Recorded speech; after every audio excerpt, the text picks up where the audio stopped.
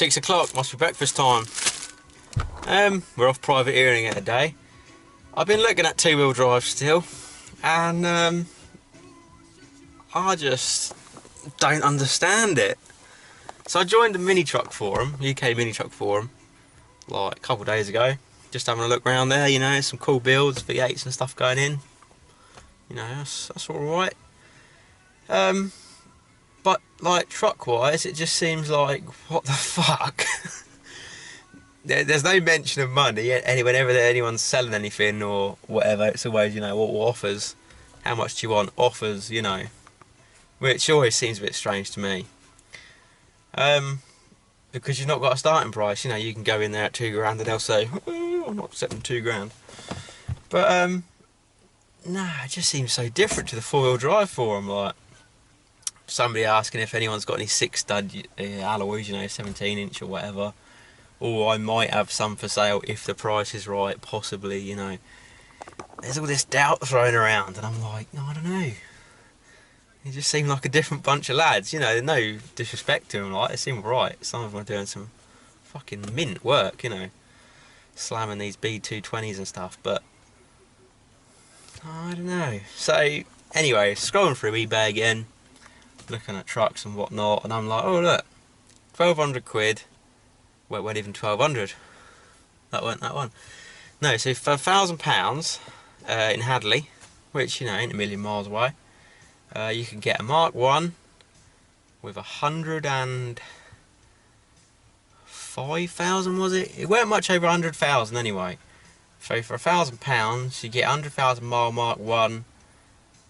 Pretty clean body, to be honest. Truckman on the back, needs some welding. Yeah, fair price, you know, no MOT, farm truck. And then on the other hand, you go to stuff and this chap's wanting 4 grand for a rotted out old piece of shit, you know, and you can see the wings are just, whew, like someone's got a sawzall down them and just knocked them off. But yeah, so I was just looking through and that, and the prices are still just way out of anything sensible. And you get to this one and it's like, oh, it's really clean, you know, I don't want to sell it, the usual, don't spare any details, oh, I didn't want to sell it but I've got to sell it, you know. And it's got no MOT, it's done 150 something thousand, and the chap wants over 2.5 for it, and it's like, what? Got an MOT, bud? You know? In my opinion, you can't ask anything more than 1,500 for a truck with no MOT. You know, because even if it's peachy, and you're asking 1,500, it's like, well, you know, if it's going to pass MOT, the old, or it don't need a lot of work, I'm sure it'll pass easy. Well then, go on, bud. Put it for an MOT and show us how easy it is, because I'm sure you're selling it for a fucking reason, you know.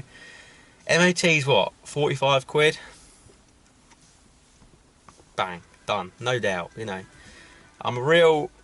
I know what you guys are going to say, oh, it's just an MOT, just buy it and MOT it. Yeah, no worries, no worries.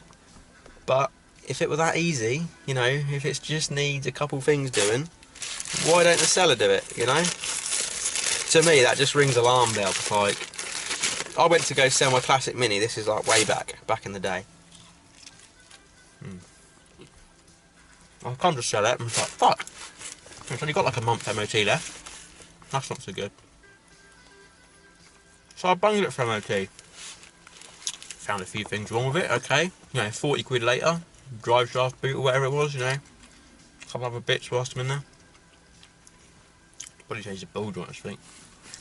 And yeah, stuck it up for sale with 12 months MOT on it. You know, it's only 50 quid at the end of the day and a little bit of time. And I was asking 1,300 for it.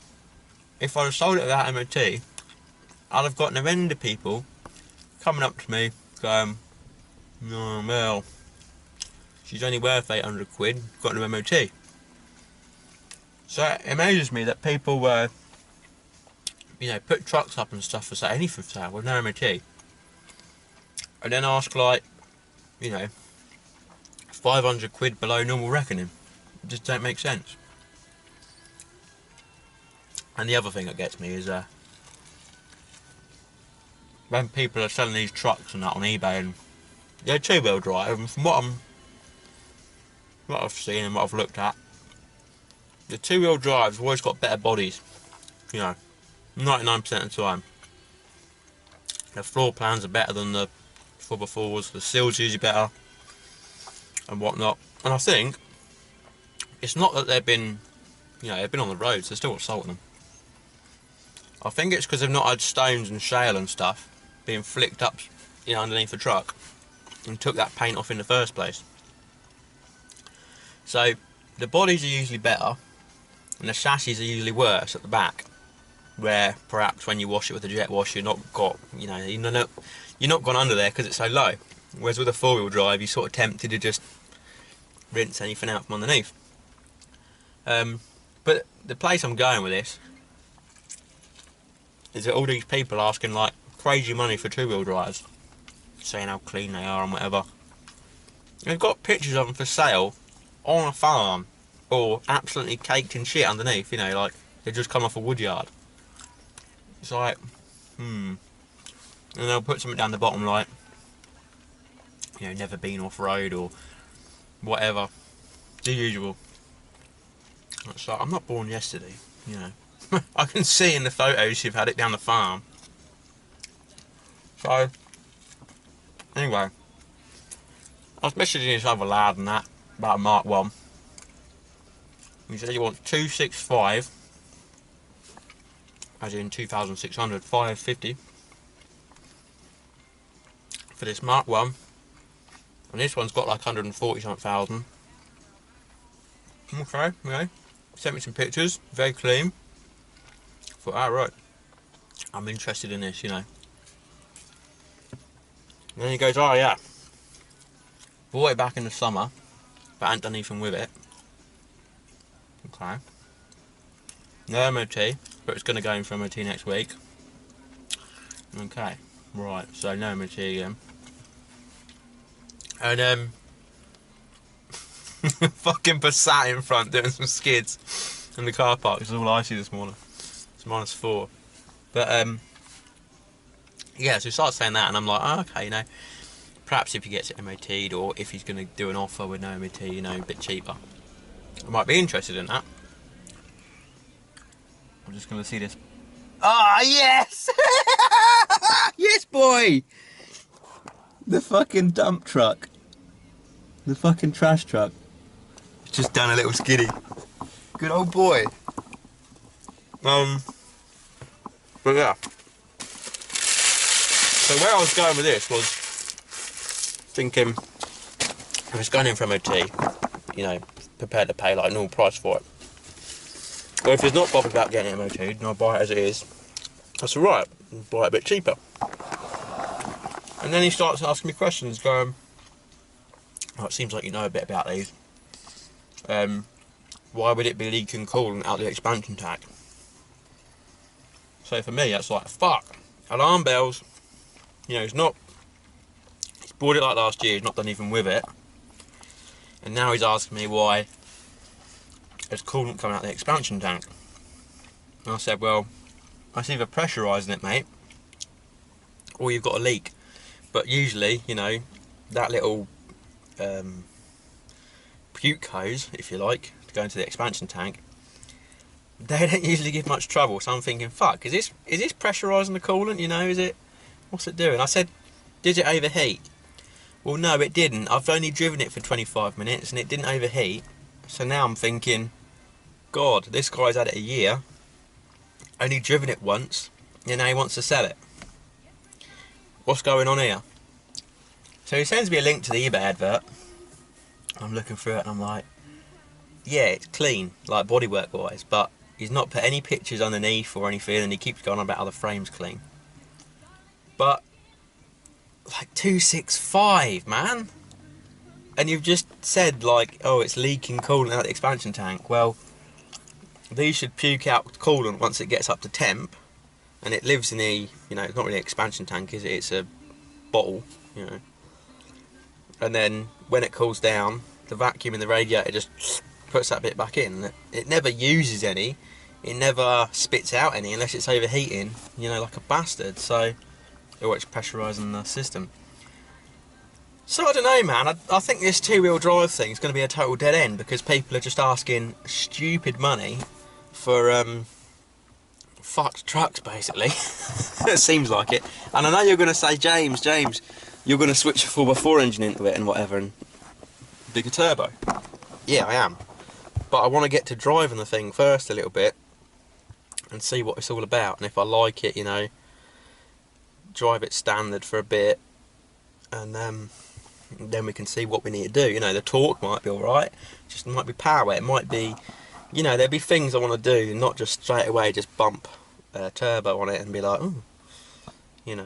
So yeah, I'm going to keep an eye out for two-wheel drives, see what comes up, and hopefully, like, I'm not set on a Mark II. I wouldn't mind a Mark 1, and to be honest, like, I wouldn't mind a cheeky B220 anyway, because like lad who works down the road from me used to have a red one, and that looked just, I don't know, there's something about the old Mazdas, they just look a lot more cooler, so, you know, a lot more square at the front.